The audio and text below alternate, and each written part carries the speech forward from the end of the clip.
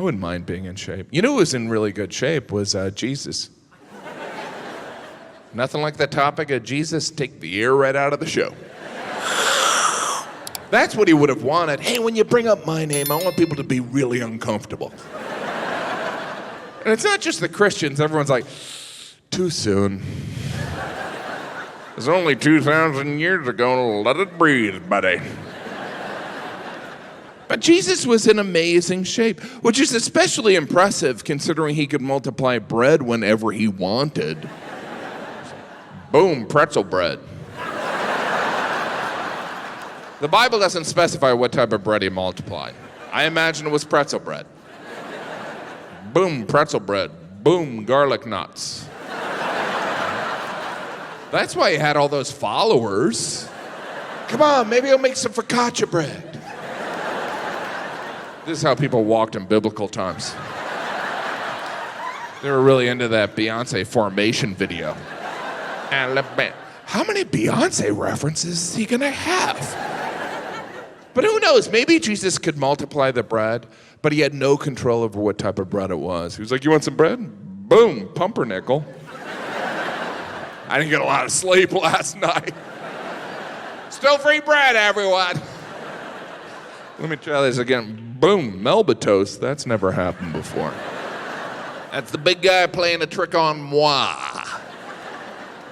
Of course, Jesus was multiplying the bread to illustrate a point. He was like, I can give you bread that can feed you, but I can also give you bread that can feed your soul. But you know, everyone was like, yeah, I'll just take the food bread. I prefer the food bread to the soul food bread.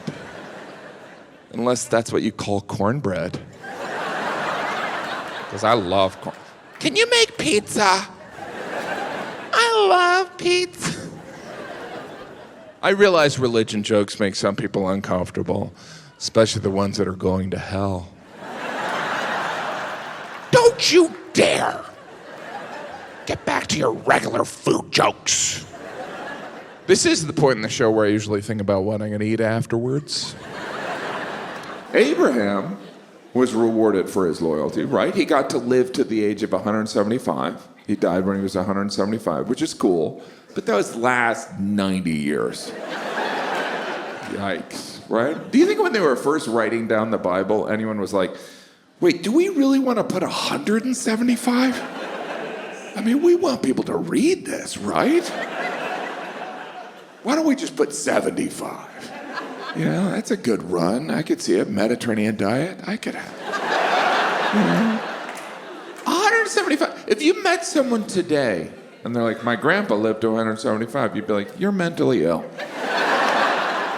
Could you imagine if you lived to 175? You're like, yeah, I retired at 60. I had no idea I had another 115 years to go. How much pickleball am I supposed to play? That's true.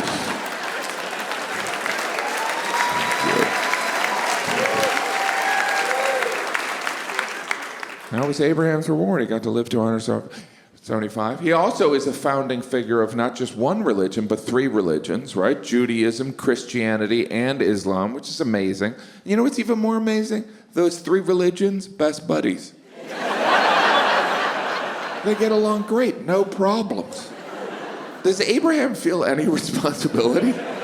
Does he ever look down from heaven like, yikes!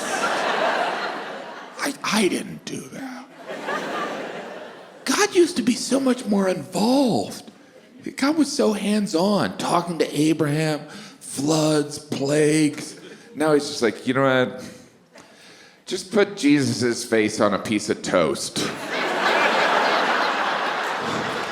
I just can't even, you know?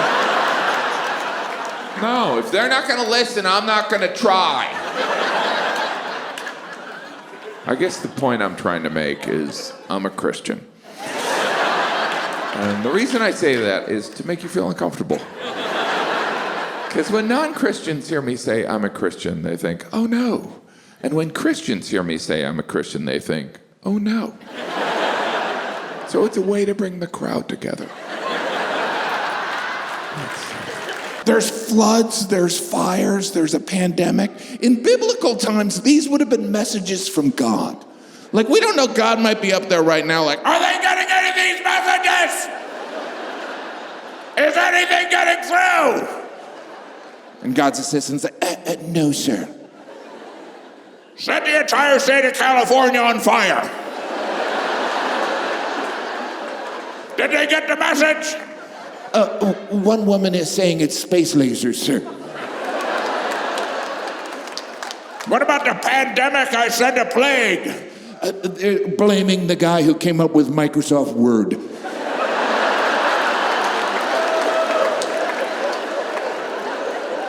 I miss the days when you could send a plague and people would listen.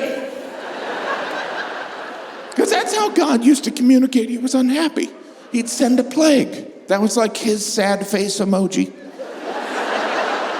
God would send a plague and humans would interpret it like, well, he either wants you to let the Hebrews go or, wow, he really wants us to eat these frogs. This is a lot of frogs. I love how that was one of the plagues. Like, God got his assistant together. He's like, write down all these plagues. And the assistant's like, yes, sir. We're going to freak that Pharaoh out. First, we're going to turn all the water into blood.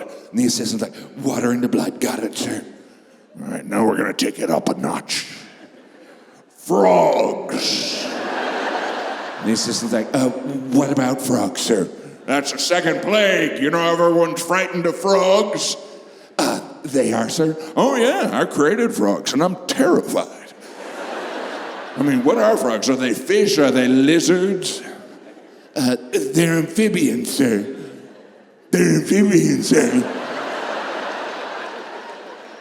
Just write down the damn plagues. I don't pay you for your commentary. I like how there were 10 plagues. 10 plagues, you know, like there were albums God released.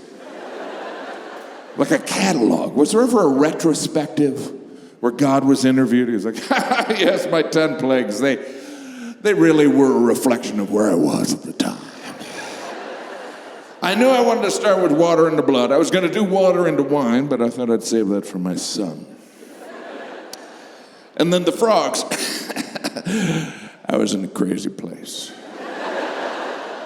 I had just watched a bunch of Muppet movies. I don't speak any other languages. I have friends that speak Spanish and French and Portuguese. I don't care. I speak English, the language Jesus spoke. At least he did in the movie I watched.